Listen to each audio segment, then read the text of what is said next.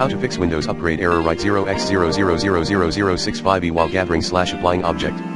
To fix Windows upgrade error write 0x0000065e while gathering/applying object. Try 1. Check and disable any active drive encryption software. 2. Run Windows Update Troubleshooter. 3. Perform clean install.